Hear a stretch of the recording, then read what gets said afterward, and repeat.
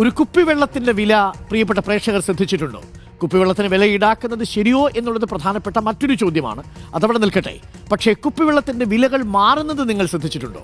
നാട്ടിലെ കടയിൽ അതിന് ചിലപ്പോൾ 10-12 രൂപയായിരിക്കും. ടൗണിലെ പ്രീമിയം ഹോട്ടലിൽ ചിലപ്പോൾ 20 രൂപ മേടിക്കും. നിങ്ങൾ എയർപോർട്ടിലേക്ക് എത്തിയാൽ അതിന് വീണ്ടും വില കൂടും. അന്താരാഷ്ട്ര വിമാനങ്ങളിൽ കുപ്പിവെള്ളത്തിന്റെ വില അതിൻ്റെ 10 മടങ്ങ് വർദ്ധിക്കും. സംഭവം ഒരു കുപ്പിവെള്ളം തന്നെയാണ്, പക്ഷേ അതെവിടെയാണ് എന്നതിനനുസരിച്ചായിരിക്കും അതിൻ്റെ വില മാറിക്കൊണ്ടിരിക്കുന്നത്.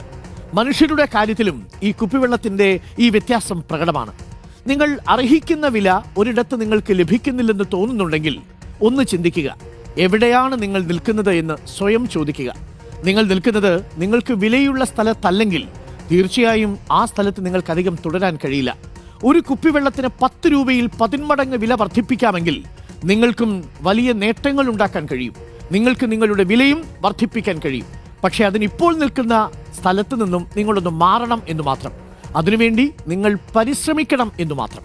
നിങ്ങൾ നിങ്ങളായി വിലമതിക്കപ്പെടുന്നത് എവിടെയാണ് എന്ന് കണ്ടെത്തുക.